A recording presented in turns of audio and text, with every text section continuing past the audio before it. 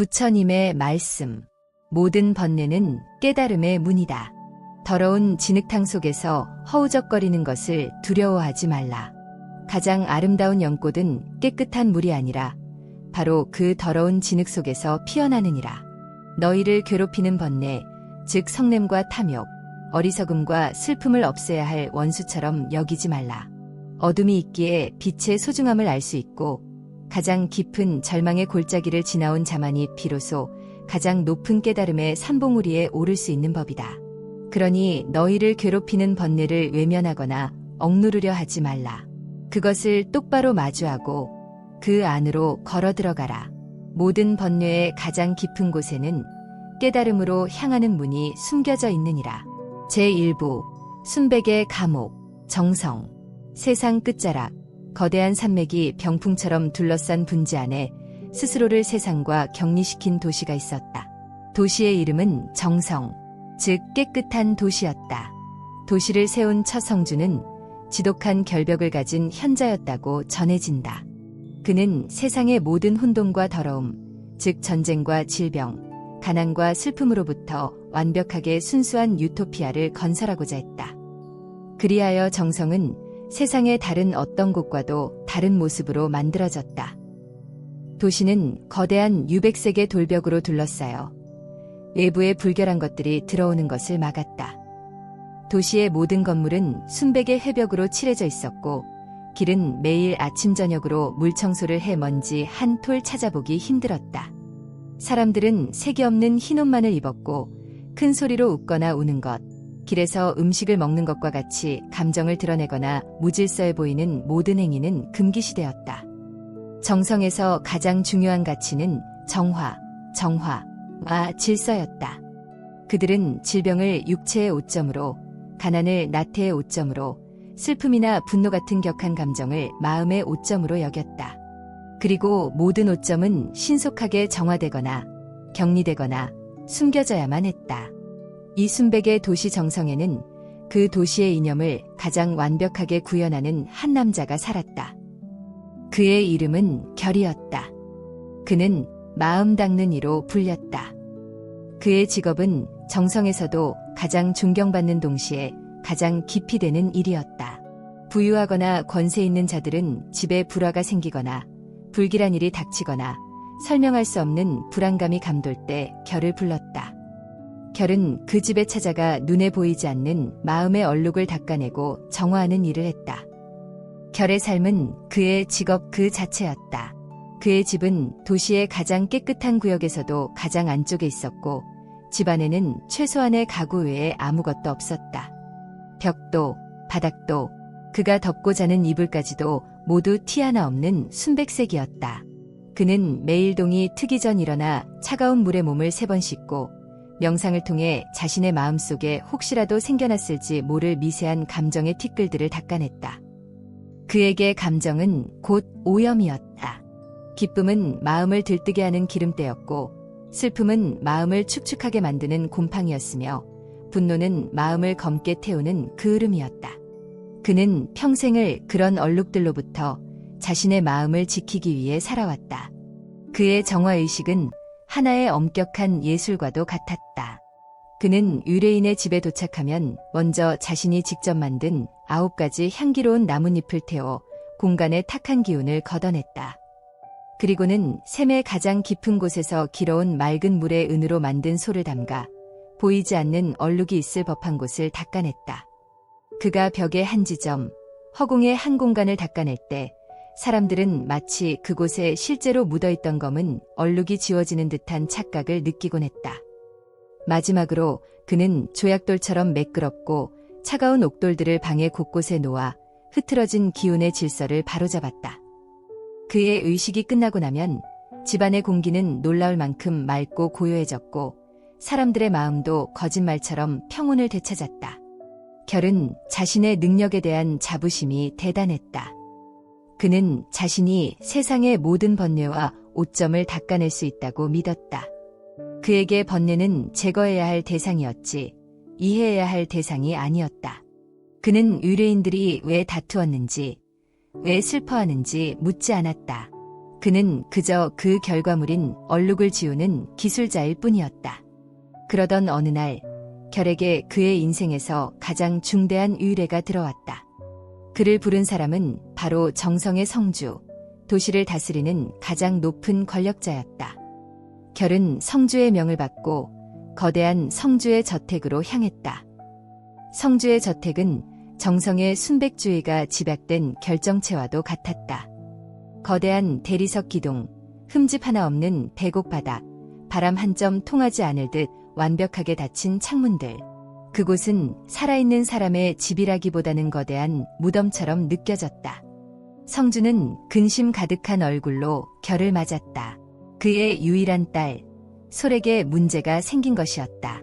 솔은 몇 달 전 원인을 알 수 없는 깊은 슬픔에 빠져 자신의 방에서 나오지 않고 있었다. 그녀는 먹지도 말하지도 울지도 않고 그저 허공만을 응시하며 침대에 누워있다고 했다. 최고의 의원들이 다녀갔지만 육체에는 아무런 병이 없다고 했다. 성주에게 딸의 슬픔은 가문의 명예를 더럽히는 끔찍한 오점이었다. 내 딸의 마음에 깃든 더러운 얼룩을 닦아내주게 성주가 명령하듯 말했다. 자네라면 할 수 있을 걸세. 어떤 대가든 치르겠네. 내 딸을 다시 예전의 순수하고 맑은 상태로 되돌려놓게. 결은 자신만만했다. 그가 다루지 못할 마음의 얼룩이란 존재하지 않았다. 그는 자신의 도구를 챙겨 솔의 방으로 향했다. 방은 거대하고 화려했지만 차가운 냉기가 감돌았다. 그리고 결은 그 방에 들어서는 순간 생전 처음 느껴보는 종류의 얼룩과 마주했다. 그것은 그가 평소에 다루던 분노의 그을음이나 질투의 곰팡이와는 차원이 달랐다. 그것은 형태도 색도 냄새도 없는 순수한 무의 심연과도 같았다. 방 안의 모든 것을 빨아들이는 거대한 진공처럼 그 슬픔은 결의 존재 자체를 위협했다. 그는 본능적인 두려움을 느꼈지만 애써 감추고 자신의 정화의식을 시작했다. 그는 평소보다 3배나 많은 향을 피웠고 가장 맑은 샘물을 사용했으며 가장 강력한 진원을 외웠다. 그는 꼬박 사흘 밤낮을 방에 머물며 자신이 아는 모든 기술을 동원해 그 보이지 않는 얼룩과 사투를 벌였다. 방 안의 공기는 맑아졌고 가구들은 완벽한 질서 속에 놓였다. 물리적으로 방은 완벽하게 정화되었다. 하지만 아무것도 변하지 않았다. 솔은 여전히 미동도 없이 누워 있었고 방을 가득 채운 깊은 슬픔의 냉기는 조금도 가시지 않았다. 오히려 결이 얼룩을 닦아내려 애쓸수록 그 슬픔은 더욱 짙고 단단해지는 듯했다. 결의 이마에 식은땀이 흘렀다. 태어나서 처음 겪는 완벽한 실패였다. 그의 자부심에 깊은 균열이 생겼다. 세상에는 그의 힘으로도 닦아낼 수 없는 얼룩이 존재한다는 사실을 처음으로 마주한 것이다. 결이 넋을 잃고 망연자실해 있을 때 성주가 절망적인 얼굴로 방으로 들어왔다. 그의 뒤에는 결이 상상조차 할 수 없는 한 사람이 서 있었다. 한 여자였다. 그녀의 이름은 진이었다. 진은 정성의 이단아이자 천덕꾸러기였다. 그녀는 도시의 가장 더러운 구역, 즉 폐품과 쓰레기를 처리하는 곳 근처의 작은 움막에 살았다. 그녀는 정성의 사람들이 입는 흰옷 대신 온갖 색의 얼룩으로 뒤덮인 누더기 같은 옷을 입고 있었다. 그녀의 손과 얼굴은 늘 흙과 수검댕으로 더러웠다. 그녀는 화가였다. 하지만 그녀는 깨끗한 안료와 종이를 사용하지 않았다. 그녀는 진흙과 숯, 썩은 나뭇잎, 으깬 산딸기, 심지어 동물의 피와 자신의 피까지 사용하여 그림을 그렸다.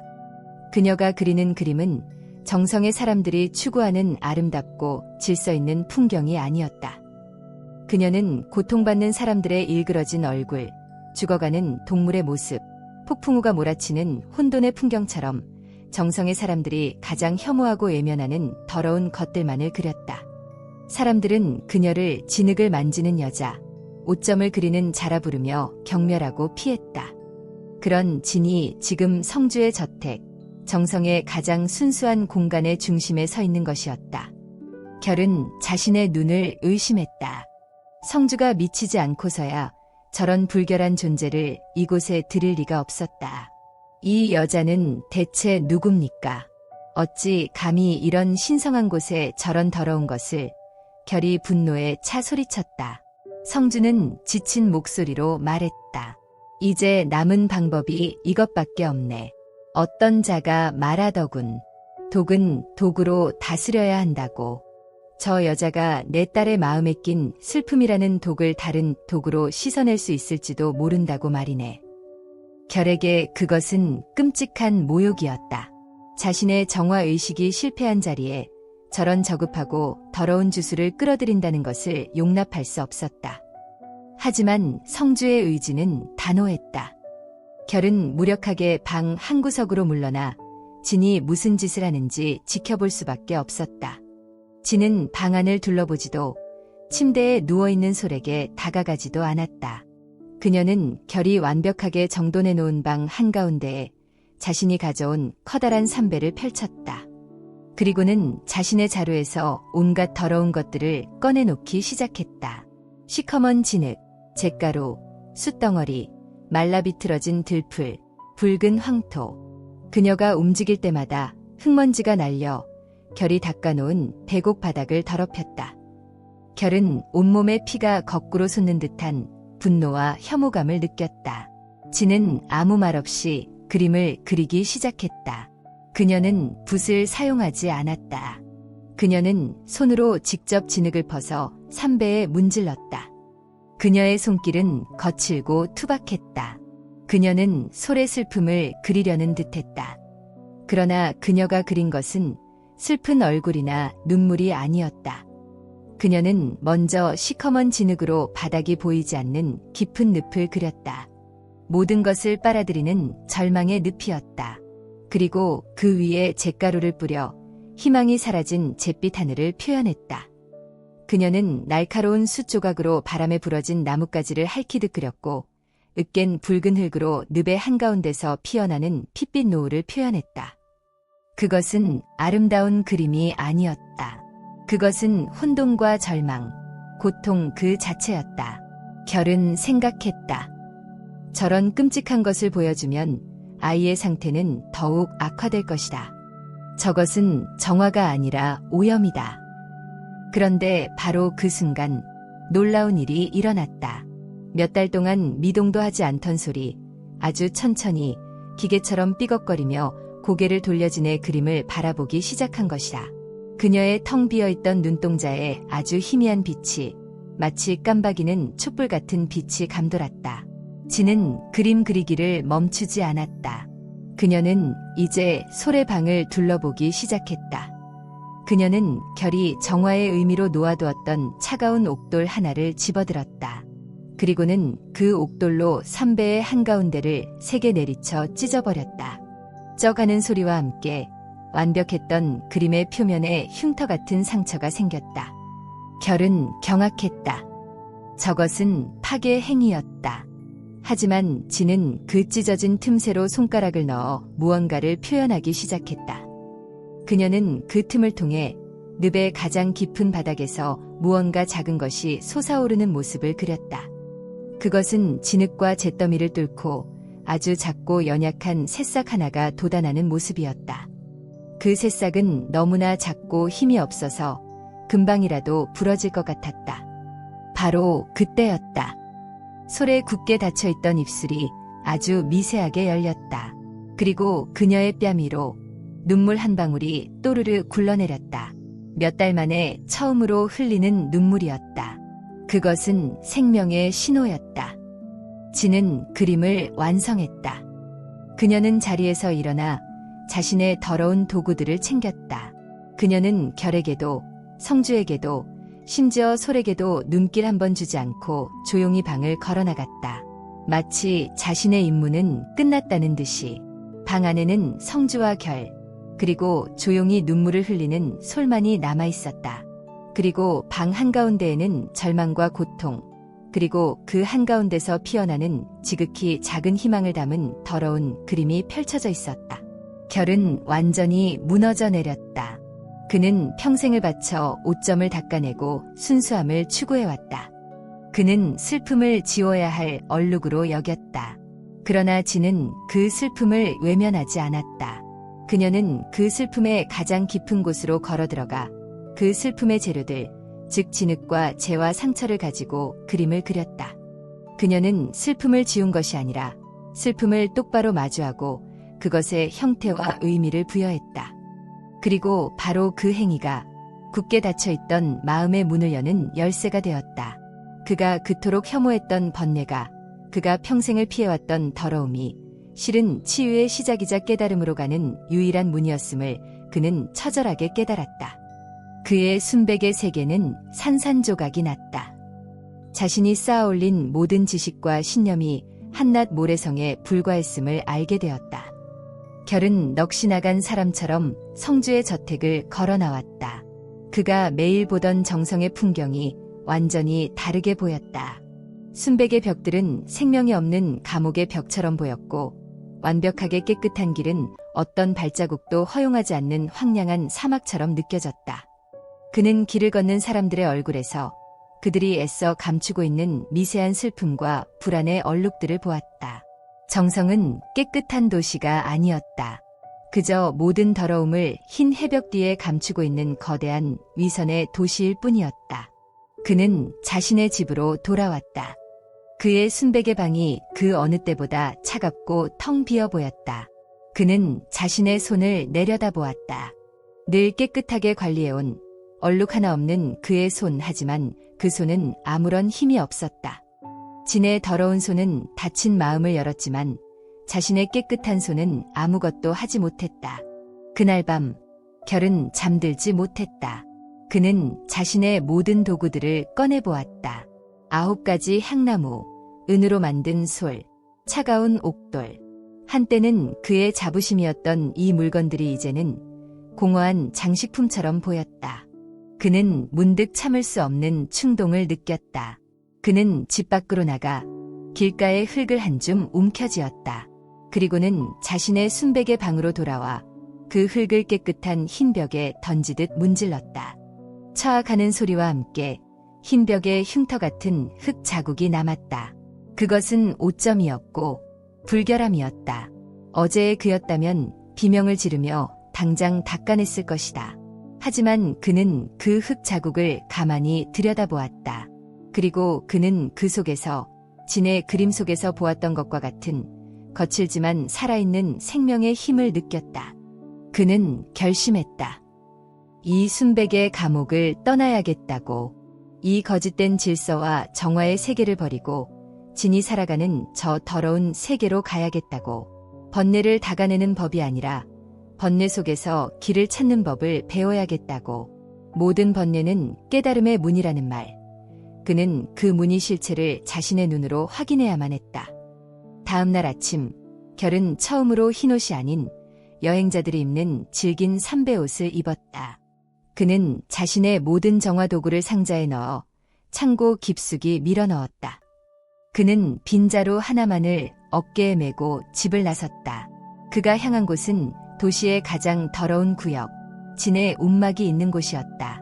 그는 그녀를 찾아가 물어야 했다. 당신이 아는 것은 무엇이냐고. 그 더러움 속에 숨겨진 힘은 무엇이냐고. 그의 진짜 여정은 바로 지금 그가 자신의 순백의 세계를 버리고 더러운 진흙탕 속으로 첫걸음을 내딛는 이 순간에 시작되고 있었다. 제2부 진흙으로 그린 마음. 결의 세계는 무너졌다. 순백의 벽돌로 한 치의 오차도 없이 쌓아 올렸던 그의 신념의 성이 진이 휘두른 진흙 한 줌에 허물어져 내린 것이다. 그는 넋이 나간 사람처럼 자신의 순백의 집을 나섰다. 그가 향하는 곳은 정성의 가장 깊고 어두운 상처, 도시의 모든 폐품과 쓰레기가 모이는 검은 터였다. 그가 평생을 외면하고 경멸했던 모든 오점의 근원지였다. 정성의 질서정연한 흰 길을 벗어나자 풍경은 급격하게 변했다. 회색빛으로 바랜 건물들, 수선한 흔적이 역력한 누더기 옷을 입은 사람들, 길가에 아무렇게나 버려진 잡동사니들, 공기의 냄새도 달랐다. 결의 세계를 채우던 서늘하고 인공적인 향 냄새 대신 삶의 온갖 냄새가 뒤섞인 혼탁한 냄새가 그의 코를 찔렀다. 땀 냄새, 음식물 썩는 냄새, 젖은 흙 냄새, 그리고 그 모든 것을 감싸는 가난의 냄새. 그의 몸속 모든 세포가 이 더러움에 저항하며 비명을 질렀다. 당장 돌아가 차가운 물에 몸을 3번 씻고 이 불결한 기억을 모조리 닦아내고 싶다는 충동이 파도처럼 밀려왔다. 하지만 그는 걸음을 멈추지 않았다. 소래방에서 보았던 그 그림, 절망의 진흙 속에서 피어난 연약한 새싹의 이미지가 그의 발을 붙들고 있었다. 그 그림은 그의 완벽한 세계에 난 첫 흠집이었고 그 흠집을 통해 그는 처음으로 다른 세상의 가능성을 엿보았다. 그는 그 가능성의 실체를 확인해야만 했다. 마침내 그는 검은 터의 입구에 도착했다. 그곳은 인간의 언어로 표현할 수 있는 최악의 장소였다. 수십 년간 정성에서 버려진 모든 것이 쌓여 거대한 산을 이루고 있었다. 썩은 음식물과 동물의 사체, 부서진 가구와 깨진 도자기, 해진 옷가지들이 뒤엉켜 지독한 악취를 풍겼다. 시커먼 파리떼가 구름처럼 날아다녔고 땅은 축축하고 질척거렸다. 그 쓰레기 산 곳곳에 사람들은 움막을 짓고 살고 있었다.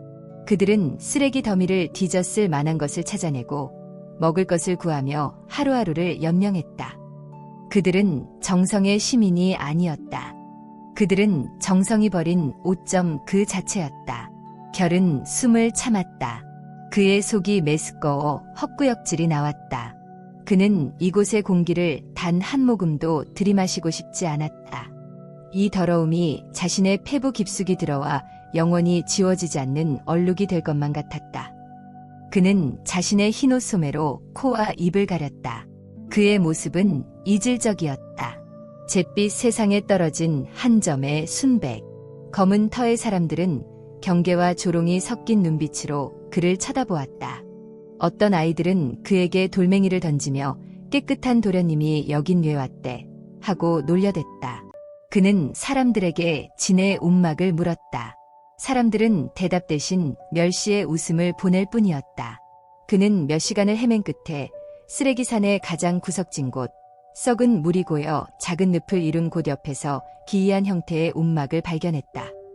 그것은 집이라기보다는 거대한 새의 둥지 같았다. 부서진 수레바퀴와 낡은 양철판, 썩은 나무 기둥과 해진 천 조각들을 얼기설기 엮어 만든 금방이라도 무너질 듯한 모습이었다. 하지만 이상하게도 그 무질서함 속에는 어떤 끈질긴 생명력과 조형적인 아름다움이 느껴졌다. 움막의 벽에는 온갖 색에 말라붙은 진흙 자국이 있었고 입구에는 짐승의 뼈와 색색의 유리 조각을 엮어 만든 풍경이 바람에 부딪혀 기묘한 소리를 내고 있었다. 진의 집임이 틀림없었다. 결이 움막에 다가갔을 때 진은 밖에 있었다. 그녀는 늪가에 웅크리고 앉아 진흙을 파내고 있었다. 그녀의 손과 팔은 온통 시커먼 진흙으로 뒤덮여 있었다. 그녀는 파낸 진흙의 냄새를 맡아보고 혀로 살짝 맛을 보기도 하며 마치 귀한 약재를 고르듯 신중하게 진흙을 고르고 있었다. 결은 그 광경을 이해할 수 없었다. 저 더럽고 역한 것을 어찌 저리 소중하게 다룰 수 있단 말인가. 당신을 찾아왔소. 결이 입을 열었다. 그의 목소리는 자신도 모르게 딱딱하게 굳어 있었다. 진은 돌아보지 않았다. 그녀는 마치 결의 존재를 느끼지 못하는 것처럼 자신의 일에만 몰두했다.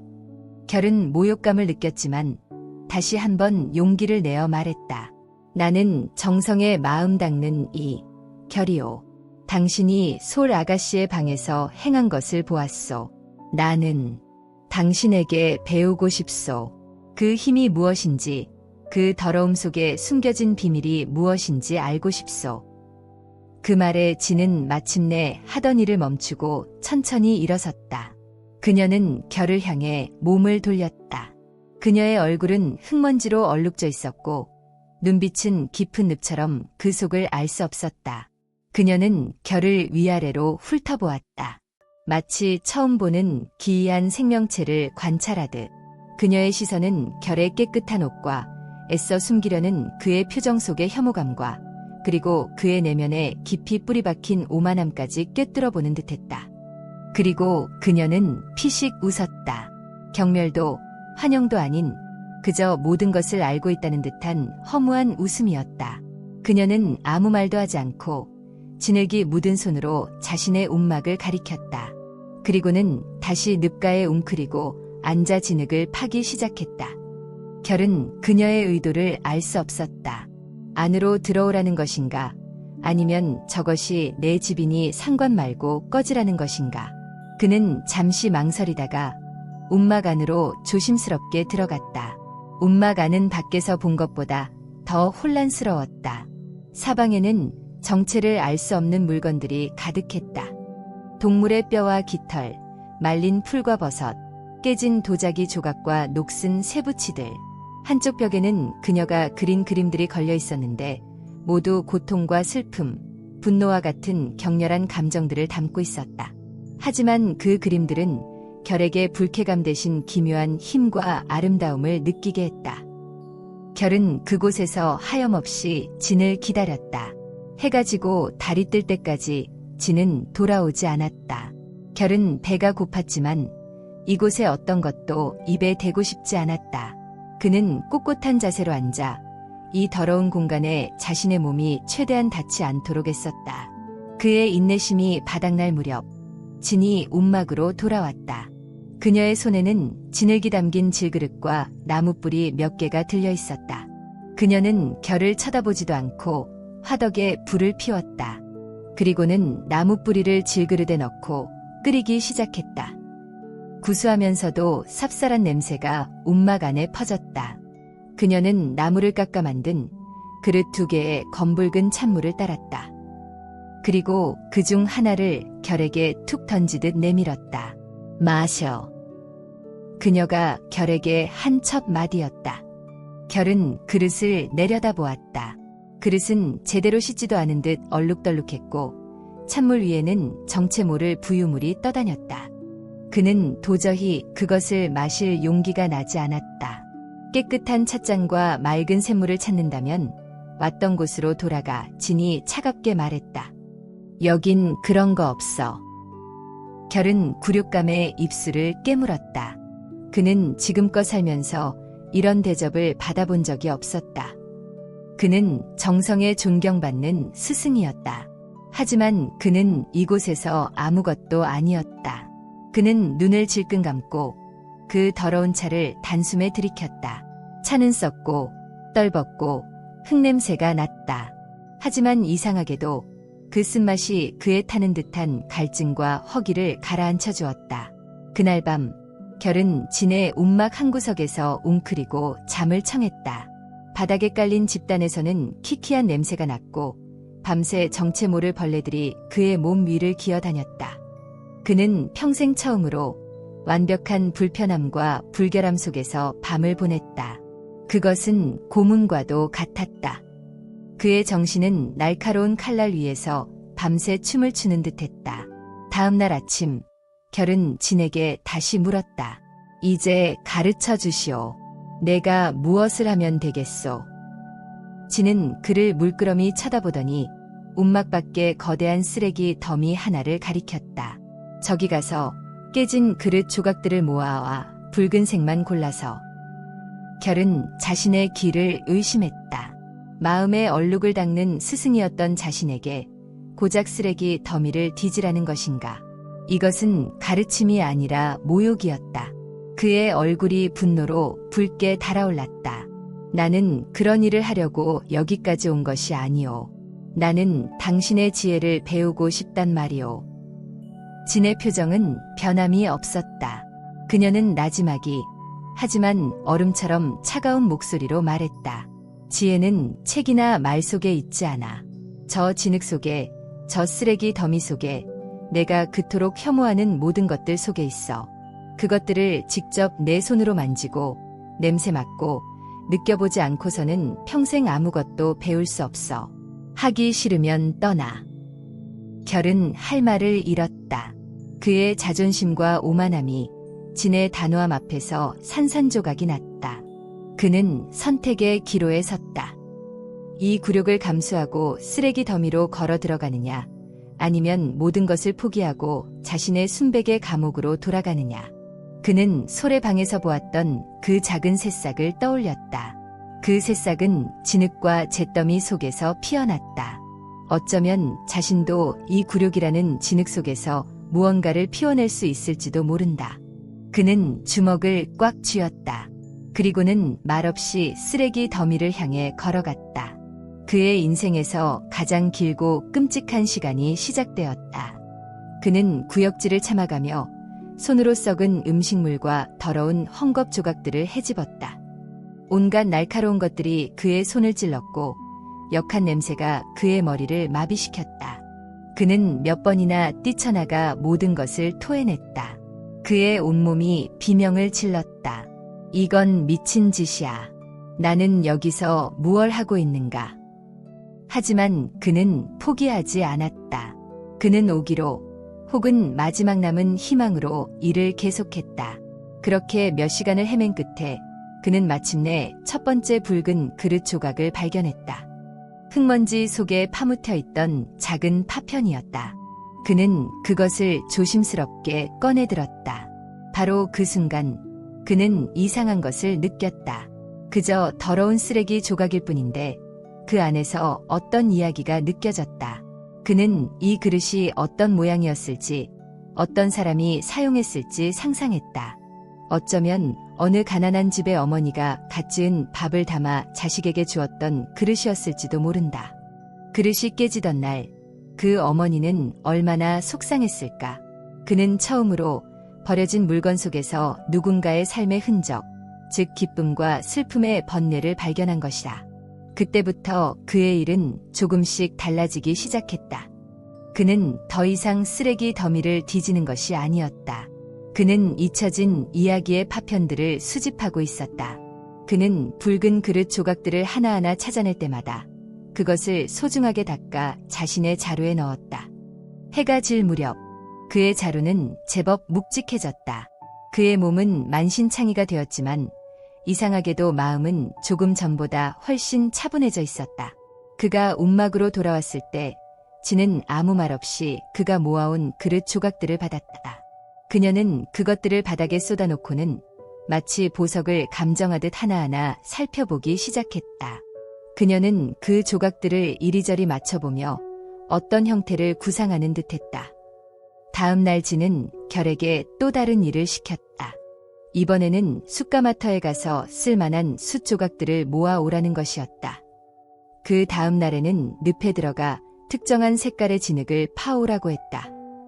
매일같이 결은 정성의 가장 더럽고 천한 곳을 헤매고 다녔다. 그의 옷은 너덜너덜해졌고 그의 몸은 상처와 흙먼지로 뒤덮였다. 그는 더 이상 순백의 결이 아니었다. 그는 검은 터의 다른 사람들과 조금도 다르지 않은 모습이 되어가고 있었다.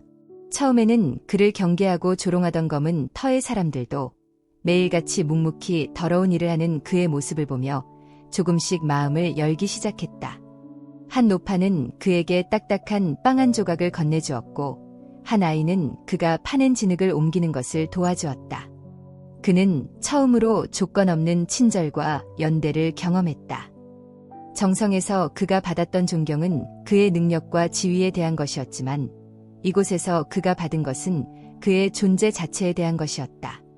그러던 어느 날 결은 과로와 익숙지 않은 환경 때문에 심한 열병을 앓게 되었다.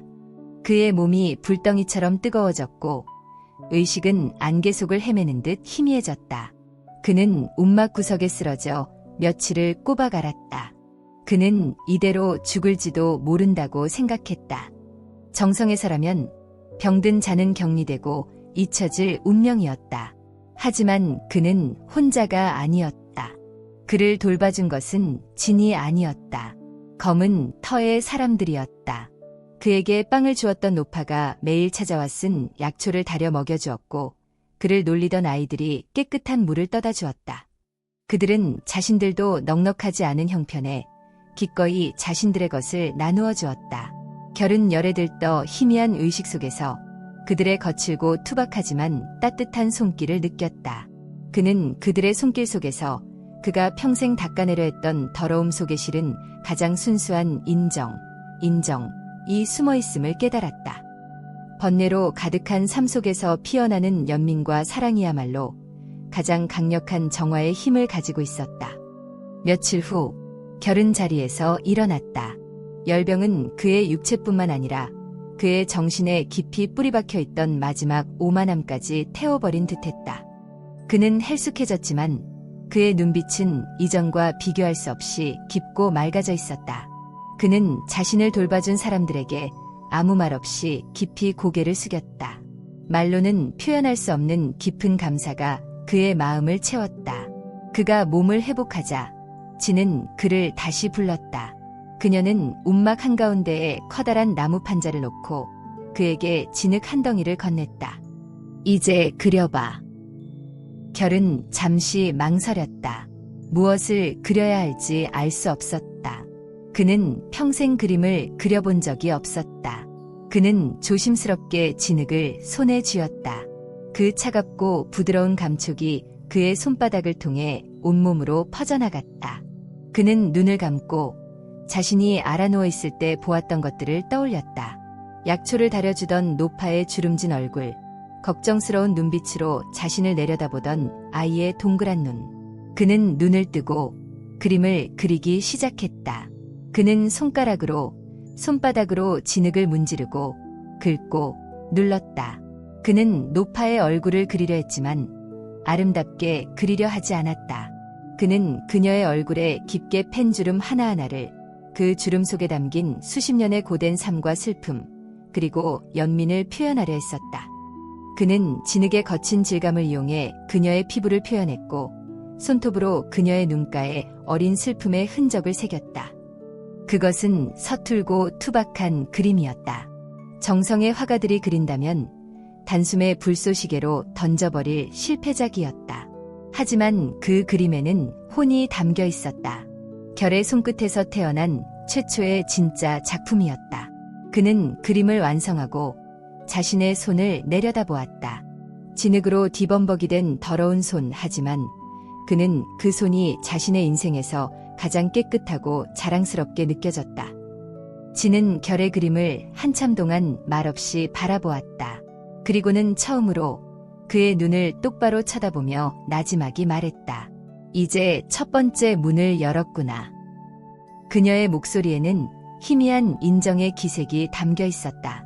결은 그 한마디에 지난 몇 달간의 모든 고통과 굴욕이 눈 녹듯 사라지는 것을 느꼈다. 그는 이제 알았다. 번뇌는 닦아내야 할 오점이 아니라 이해하고 끌어안아야 할 삶의 재료라는 것을. 그리고 그 더러운 재료들을 가지고 무언가를 창조해낼 때 비로소 마음의 치유가 시작된다는 것을. 그는 자신의 번뇌를 그리고 타인의 번뇌를 진흙으로 그려내는 법을 배우기 시작한 것이다. 그는 아직 갈 길이 멀었지만 가장 중요한 첫걸음을 떼었다. 그는 순백의 감옥을 부수고 나와 진흙탕 속에서 비로소 진짜 자신과 마주하고 있었다. 제3부 잿더미 속에서 싹튼 씨앗. 결이 진의 발밑에서 진흙으로 첫 그림을 그려낸 그 순간 그의 내면에서는 거대한 지각 변동이 일어났다. 그는 평생을 다가내는 자로 살았지만 이제 비로소 끌어안는 자의 길에 첫 발을 내디딘 것이었다. 그가 열었던 첫 번째 문은 번뇌를 더 이상 외면하지 않고 똑바로 마주할 용기를 얻은 문이었다. 그러나 그것은 시작에 불과했다.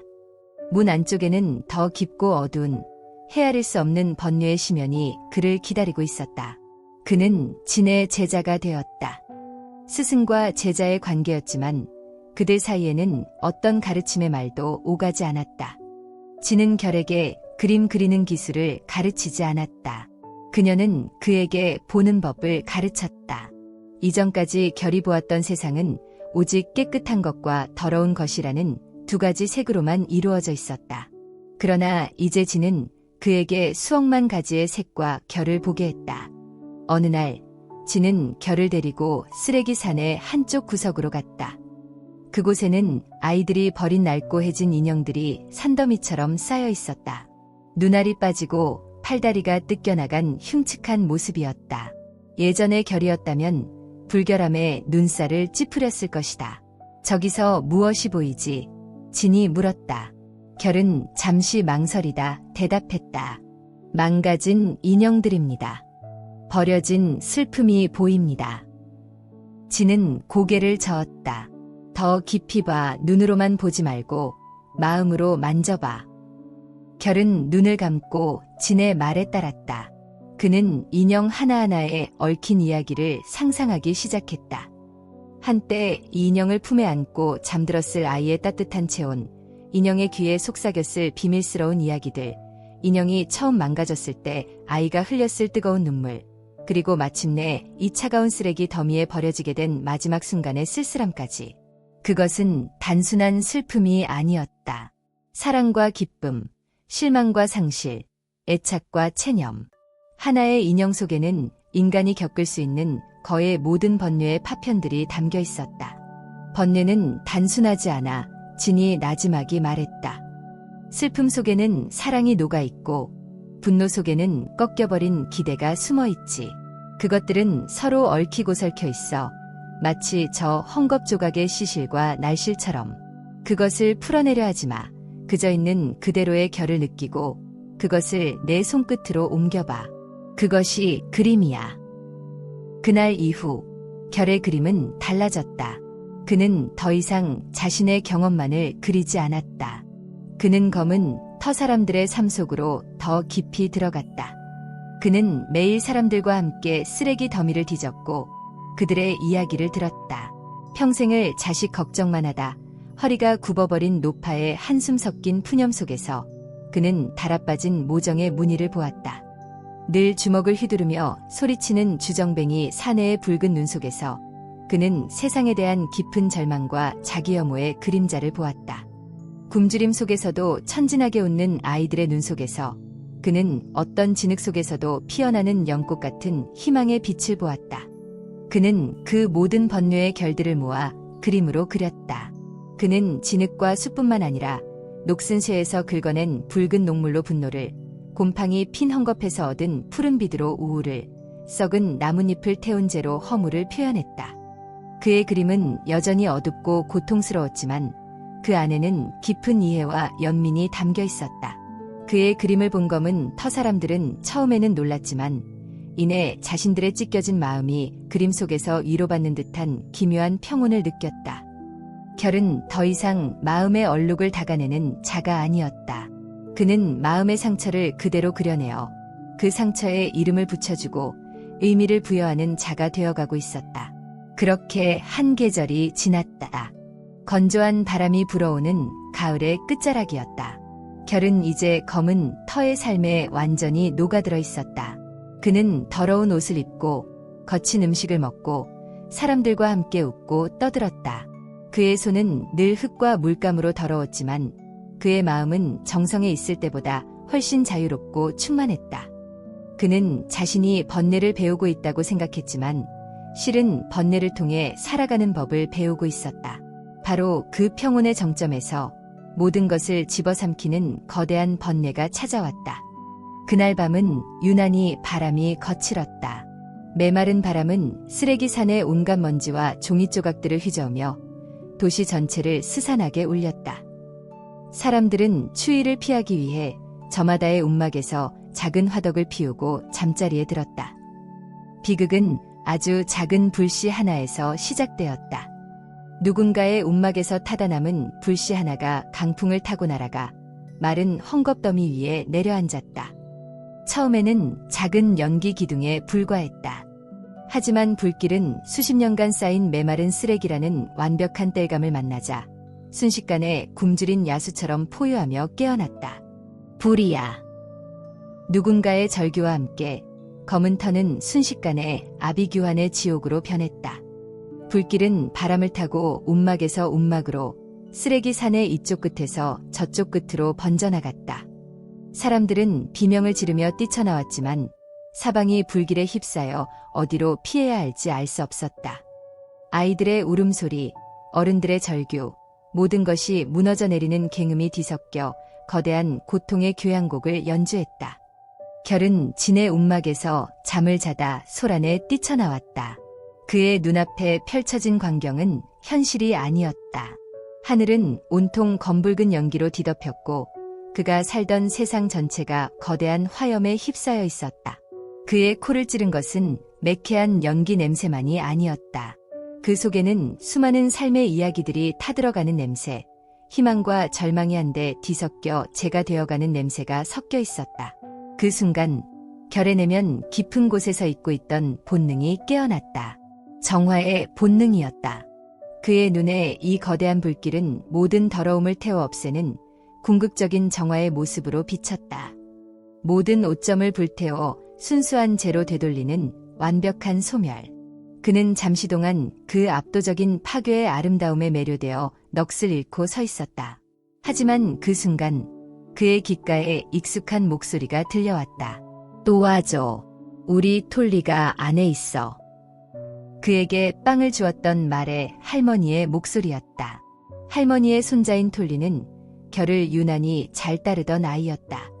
결은 정신이 번쩍 들었다. 이것은 정화가 아니었다. 이것은 죽음이었다. 고통이었다. 그는 불길 속으로 뛰어들었다. 뜨거운 열기가 그의 피부를 태웠고 유독한 연기가 그의 폐를 찢는 듯했다. 그는 말의 할머니가 가리키는 불타는 움막을 향해 돌진했다. 톨리야, 어디 있니? 그가 움막 안으로 들어서는 순간 불타던 대들보가 갱음과 함께 무너져 내렸다. 그는 본능적으로 몸을 굴려 피했지만 그의 팔에 불똥이 튀어타는 듯한 고통이 느껴졌다. 그는 고통을 무릅쓰고 안쪽을 살폈지만 아이의 모습은 보이지 않았다. 연기는 점점 더 짙어졌고 그는 더 이상 버틸 수 없었다. 그는 기침을 하며 비틀거리며 밖으로 뛰쳐나왔다. 말의 할머니는 절망적인 얼굴로 무너진 움막을 바라보며 주저앉아 통곡했다. 결은 아무것도 할 수 없었다. 그는 자신의 무력함에 치를 떨었다. 그가 평생 닦아왔던 정화의 기술도 진흙으로 그림을 그리는 새로운 능력도 이 거대한 불길 앞에서는 아무 소용이 없었다. 그는 그저 모든 것이 파괴되는 것을 지켜볼 수밖에 없는 나약한 인간일 뿐이었다. 불길은 밤새도록 계속되었다. 정성의 성벽 안쪽 사람들은 그저 성벽 위에서 도시의 더러운 암덩어리가 스스로 정화되는 광경을 구경할 뿐이었다. 그들에게 검은 터의 비명은 들리지 않았다. 다음 날 동이 텄을 때 불길은 마침내 사그라들었다. 그리고 결의 눈앞에 펼쳐진 것은 완벽한 죽음의 풍경이었다. 그가 살던 세상은 온통 검은 잿더미와 타다 남은 숯덩어리로 변해 있었다.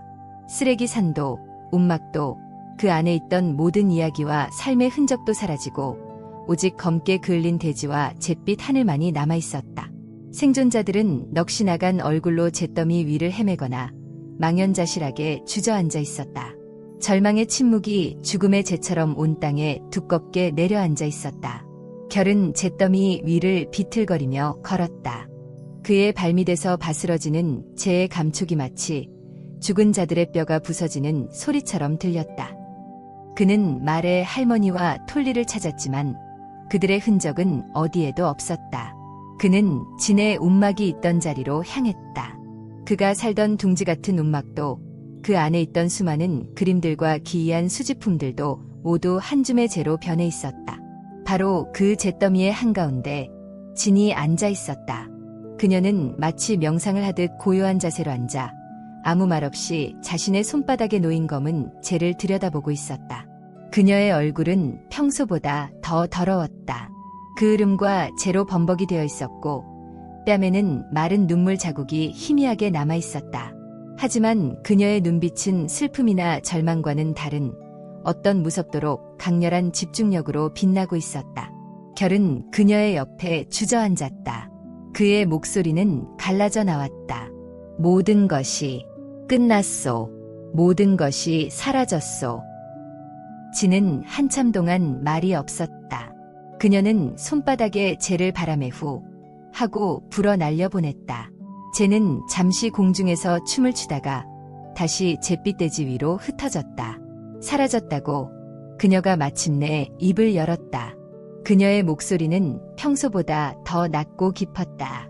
아니, 사라진 것은 아무것도 없어. 모든 것은 그저 모습을 바꾸었을 뿐이야. 그녀는 손으로 검은 잿더미를 움켜쥐었다. 재가 그녀의 손가락 사이로 흘러내렸다. 이것 봐, 이것이 세상에서 가장 정직한 재료야. 모든 거짓과 허울이 불타버리고 남은 순수한 본질이지. 저 쓰레기 더미 속에는 수많은 욕망과 집착, 거짓된 이야기들이 섞여 있었지. 하지만 이 재 속에는 오직 진실만이 남아있어. 상실의 고통, 존재했었다는 기억, 그리고 모든 것은 결국 이렇게 돌아간다는 거대한 순리. 결은 그녀의 말을 이해할 수 없었다. 그의 눈에는 이것이 오직 절망과 끝으로만 보였다. 하지만 우리는 이제 무엇으로 그림을 그립니까? 우리의 진흙도, 숯도, 그릇 조각도 모두 타버렸는데 우리는 이제 아무것도 없소. 지는 결의 눈을 똑바로 쳐다보았다. 그녀의 눈빛이 결의 영혼을 꿰뚫는 듯했다. 아무것도 없다고. 아니, 우리는 이제 모든 것을 가졌어. 우리는 이 거대한 잿더미를, 이 끝없는 절망을 재료로 얻었지 않은가. 너는 아직도 번뇌를 밖에서 찾고 있구나. 번뇌는 진흙이나 그릇 조각 같은 재료가 아니야. 바로 이 고통, 이 절망감, 이 모든 것이 끝났다고 느끼는 너의 마음 그 자체가 가장 강력한 번뇌이자 가장 위대한 재료다. 너는 이제껏 남의 번뇌를 그려왔지. 이제 너 자신의 번뇌를 그릴 시간이야. 지는 자리에서 일어났다.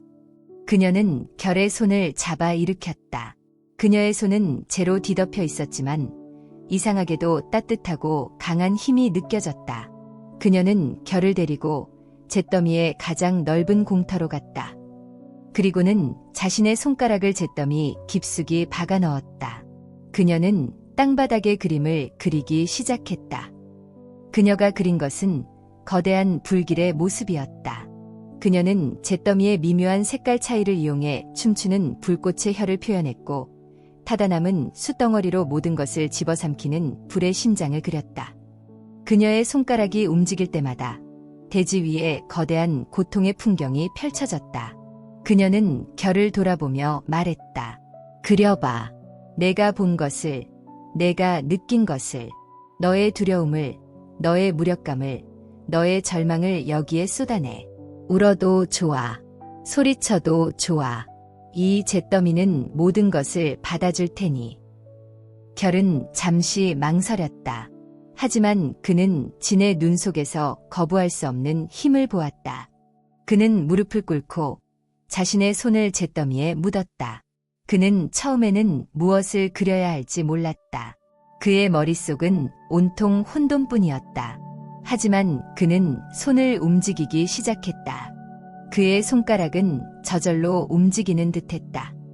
그는 불길에 휩싸인 움막을 그렸고 그 앞에서 절규하던 말의 할머니의 일그러진 얼굴을 그렸다.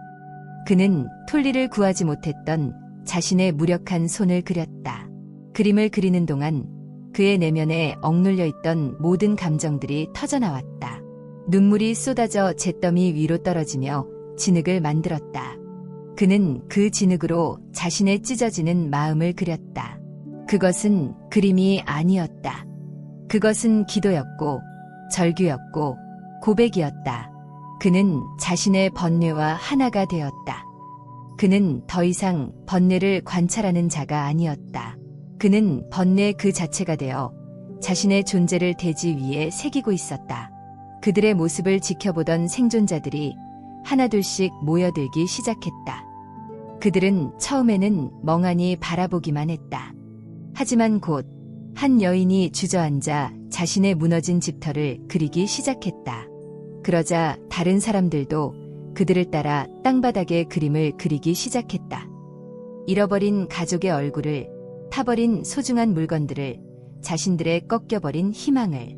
검은 터 전체가 거대한 화폭으로 변했다. 수십 명의 사람들이 자신들의 슬픔과 절망을 잿더미 위에 새기고 있었다. 더 이상 개개인의 고통이 아니었다. 그것은 거대한 공동의 번뇌가 되어 하나의 장엄한 만다라처럼 펼쳐졌다. 그들은 그림을 그리며 울었고 서로를 부둥켜 안고 위로했다. 그들은 재앙의 잿더미 위에서 서로의 번뇌를 나누고 어루만지며 새로운 형태의 공동체를 만들어가고 있었다. 결은 그림을 그리다 말고 고개를 들었다. 그는 자신을 둘러싼 사람들을 보았다. 그들의 얼굴은 여전히 고통으로 일그러져 있었지만 그들의 눈에는 새로운 빛이 감돌고 있었다. 그것은 절망 속에서 서로의 상처를 보듬을 때 피어나는 연대의 빛이었다. 그는 깨달았다.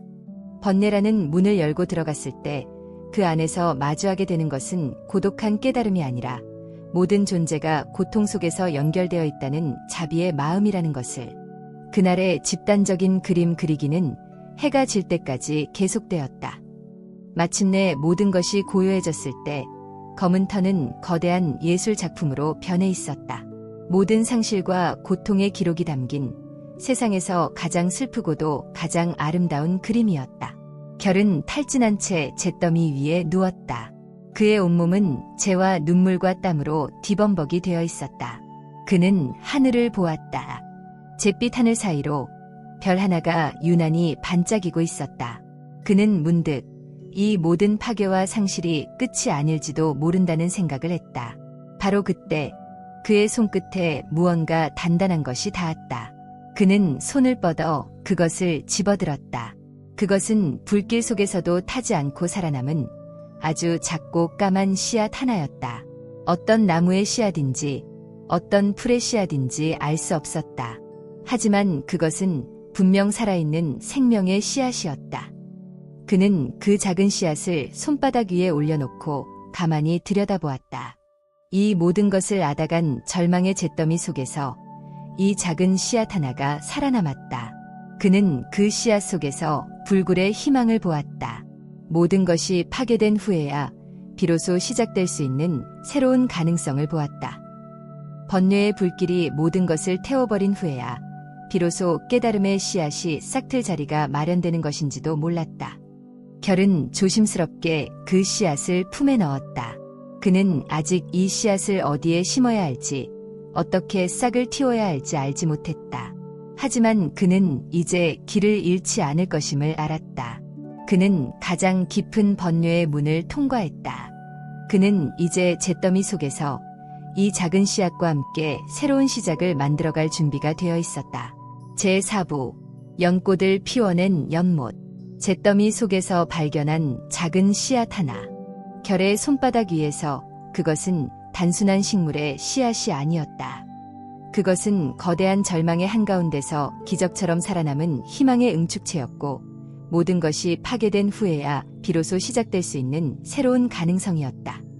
번뇌의 불길이 모든 허울과 집착을 태워버린 그 자리에 비로소 깨달음의 씨앗이 뿌리내릴 땅이 마련된 것이다. 그날 이후 검은 터의 풍경은 또 한 번 변하기 시작했다. 절망의 침묵을 깨고 사람들은 다시 움직였다. 그러나 그들의 움직임은 예전처럼 생존을 위한 개별적인 몸부림이 아니었다. 그들은 거대한 재앙 속에서 서로의 고통을 나누고 어루만지며 하나의 공동체가 되었다. 그들을 하나로 묶어준 것은 진과 결이 시작한 잿더미 그림이었다. 그것은 일시적인 치유의식을 넘어 그들의 새로운 삶의 방식이 되었다. 그들은 더 이상 정성의 눈치를 보며 자신들의 삶을 부끄러워하지 않았다. 그들은 자신들의 터전이 된 잿더미를 세상에서 가장 거대하고 정직한 화폭으로 삼았다. 그들은 아침에 눈을 뜨면 지난밤 꿈에서 본 상실의 기억들을 잿더미 위에 그렸다. 아이들은 타버린 장난감 대신 숫조각을 쥐고 기억 속에 친구 얼굴을 그렸다. 여인들은 잃어버린 살림살이의 빈자리를 그들이 흘린 눈물로 적신제로 메웠다. 그들의 삶 전체가 하나의 거대한 예술 행위가 되었다. 그들은 자신들의 번뇌를 숨기거나 닦아내는 대신 그것을 세상에 드러내고 서로 공유하고 마침내 그것을 딛고 일어서는 법을 배우고 있었다. 결의 역할도 변했다. 그는 더 이상 진의 제자가 아니었다. 그는 사람들과 함께 그림을 그리는 동료이자 그들의 이야기에 귀 기울이는 친구가 되었다. 그는 더 이상 아름다운 그림을 그리려 애쓰지 않았다. 그의 목표는 사람들의 마음속에 엉어리진 번뇌를 끄집어내어 그것의 형태와 색을 부여하고 마침내 그들이 자신의 고통을 객관적으로 바라보고 스스로를 위로할 수 있도록 돕는 것이었다. 이 슬픔의 색은 어떤가요? 그는 남편을 잃은 여인에게 잿더미의 미묘한 색깔 차이를 보여주며 물었다. 타다 남은 수처럼 검고 단단한 슬픔인가요? 아니면 모든 것이 허무하게 바스러지는 이런 옅은 회색빛 슬픔인가요? 그는 사람들에게 자신의 번뇌의 이름을 붙여주고 그것의 결을 만져보게 했다. 그 과정을 통해 사람들은 자신을 짓누르던 막연한 고통의 실체를 이해하기 시작했다. 그들의 번뇌는 더 이상 두려운 괴물이 아니라 길들일 수 있는 야생마와 같아졌다. 진은 그 모든 과정을 한 걸음 뒤에서 묵묵히 지켜보았다. 그녀는 더 이상 전면에 나서지 않았다. 그녀는 결이라는 밭에 씨앗을 심었고 이제 그 씨앗이 스스로 자라나 숲을 이루는 것을 지켜보는 늙은 나무와 같았다. 그녀의 눈에는 깊은 만족감과 함께 곧 떠날 자의 고요한 평온이 깃들어 있었다. 어느 날 아침, 결은 품속에 간직했던 그 작은 씨앗을 꺼내들었다. 그는 이제 이 씨앗을 심어야 할 때임을 알았다. 그는 잿더미의 가장 중심부, 불길이 가장 거세어 모든 것이 완전히 재로 변해버린 곳으로 향했다. 그곳은 죽음의 심장부와도 같은 곳이었다. 그는 자신의 손으로 재를 파내고 그 안에 소중하게 씨앗을 묻었다. 그의 행동을 본 사람들이 의아한 얼굴로 물었다. 결, 지금 뭘 하는 거요? 이 죽음의 땅에서 무엇이 자라날 수 있단 말이오? 결은 사람들을 돌아보며 온화하게 미소 지었다. 가장 깊은 어둠 속에서 가장 밝은 빛이 태어나는 법입니다. 가장 뜨거운 불길을 견뎌낸 이 씨앗이야말로 이 잿더미의 슬픔을 양분 삼아 가장 강한 생명력을 피워낼 것입니다. 이것은 단순한 씨앗이 아닙니다.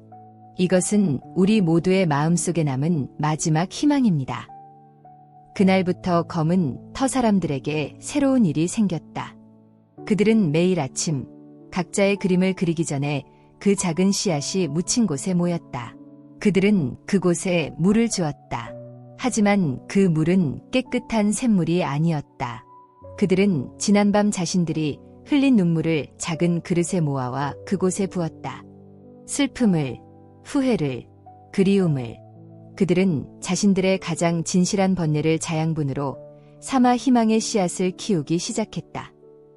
그것은 세상에서 가장 슬프고도 가장 성스러운 관계였다. 한편 정성의 성벽 안쪽에서는 검은 터의 화제를 두고 논의가 한창이었다. 성주와 원로들은 그것을 도시의 더러운 종기를 제거한 하늘의 뜻이자 정화로 여겼다.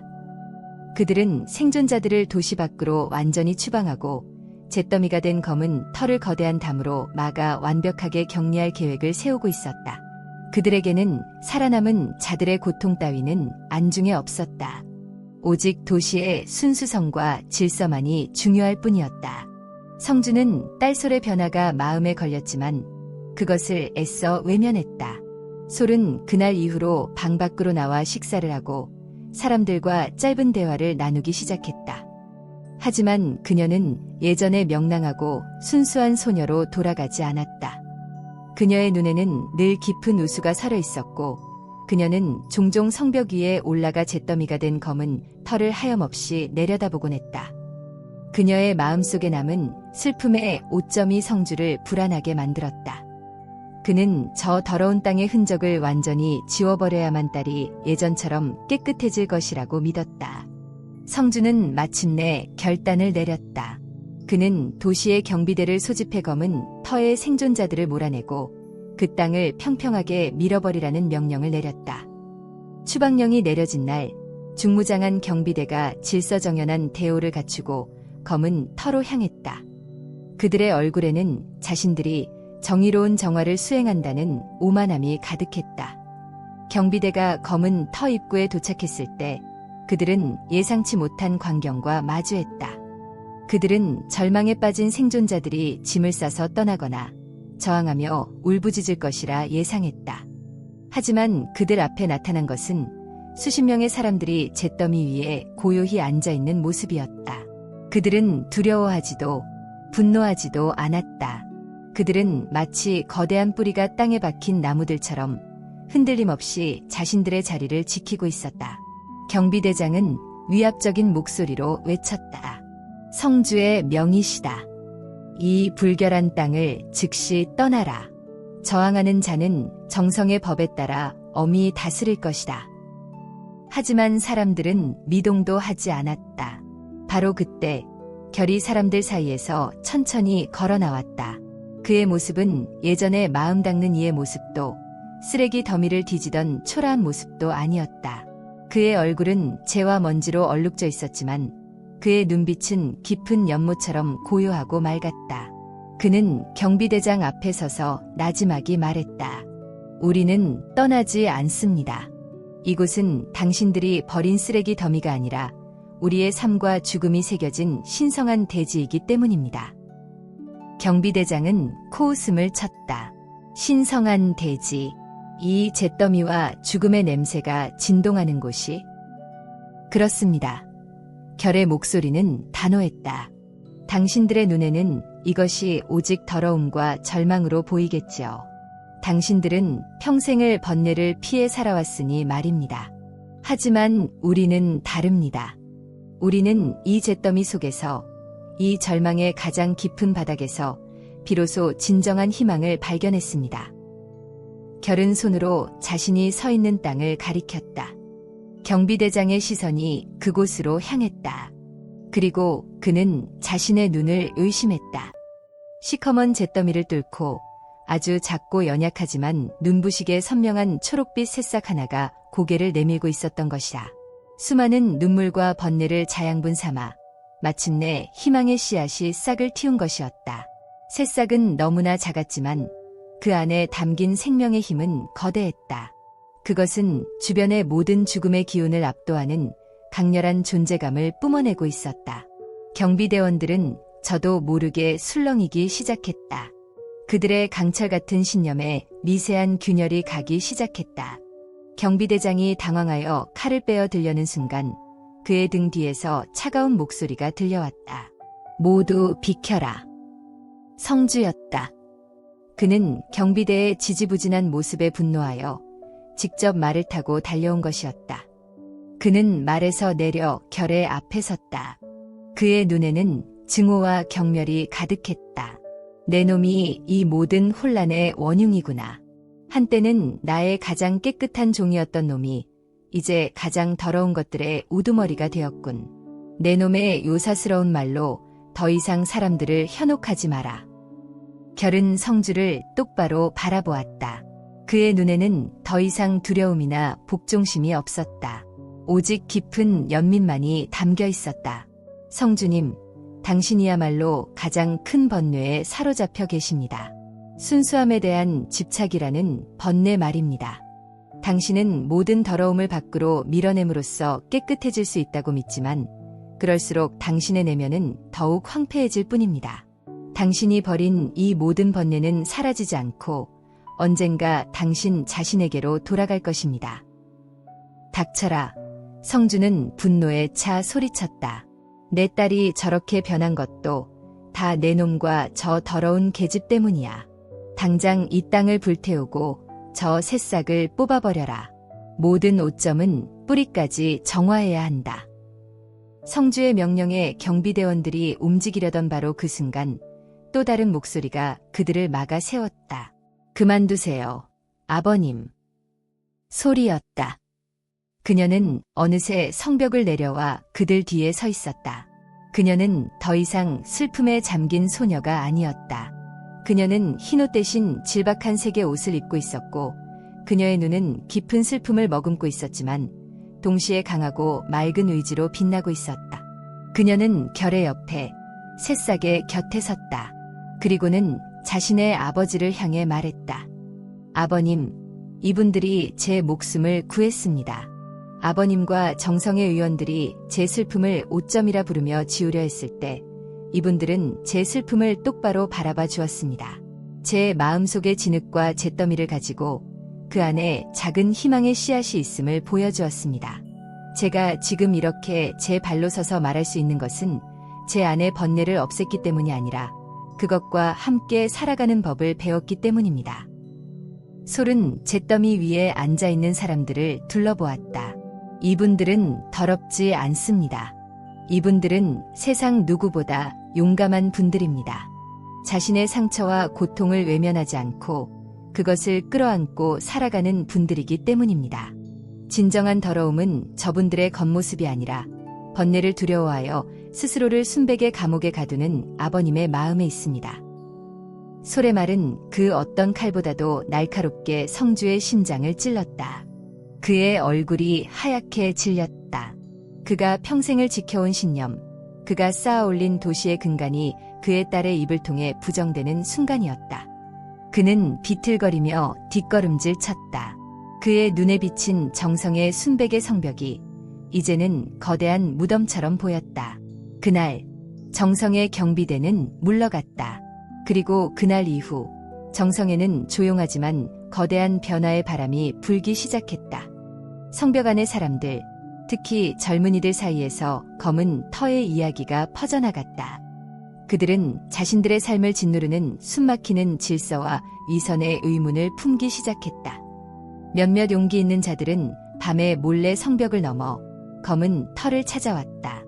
그들은 자신들의 마음속에 숨겨두었던 불안과 슬픔의 번뇌를 결에게 털어놓았고 결은 그들과 함께 잿더미 위에 그림을 그렸다. 시간이 흘렀다. 계절이 몇 번 바뀌는 동안 검은 터는 놀라운 모습으로 변해갔다. 사람들은 타다 남은 숲과 녹슨 쇠붙이, 깨진 유리 조각들을 이용해 새로운 집을 지었다. 그 집들은 정성의 획일적인 흰 건물들과는 달리 저마다 다른 모양과 색깔을 가지고 있었다. 모든 집은 그 집에 사는 사람의 상처와 희망의 이야기를 담고 있는 하나의 예술 작품이었다. 그리고 잿더미의 한가운데 그들이 눈물로 키워낸 새싹은 무럭무럭 자라났다. 사람들은 씨앗이 있던 자리에 작은 연못을 만들었다. 연못물은 깨끗하지 않았다. 그 안에는 잿더미의 검은 기운과 사람들의 슬픔의 기억이 녹아 있었다. 하지만 바로 그 탁한 물 속에서 마침내 기적이 일어났다. 어느 여름날 아침, 연못의 한가운데서 거대한 연꽃 한 송이가 피어난 것이다. 그 연꽃은 순백색이 아니었다. 그 꽃잎은 맑고 투명했지만 그 안에는 불길의 기억을 담은 듯한 붉은 줄무늬와 잿더미의 슬픔을 품은 듯한 보랏빛 무늬가 아로새겨져 있었다. 그것은 세상에서 가장 아름답고도 가장 슬픈 연꽃이었다. 모든 번뇌를 품고서야 비로소 피어날 수 있는 깨달음의 꽃이었다. 결은 연못가에 서서 그 연꽃을 바라보았다. 그의 곁에는 진과 솔, 그리고 검은 터의 사람들이 함께 서 있었다. 그의 마음은 더할 나위 없이 평온했다. 그는 더 이상 아무것도 찾지 않았고 아무것도 배우려 하지 않았다. 그는 그저 존재했다. 번뇌와 깨달음이 하나가 된 그 연못의 일부로 그는 깨달았다. 모든 번뇌는 깨달음의 문이라는 말은 번뇌라는 문을 통과하면 깨달음이라는 새로운 방이 나타난다는 뜻이 아니었다. 번뇌 그 자체가 깨달음의 다른 모습이라는 뜻이었다.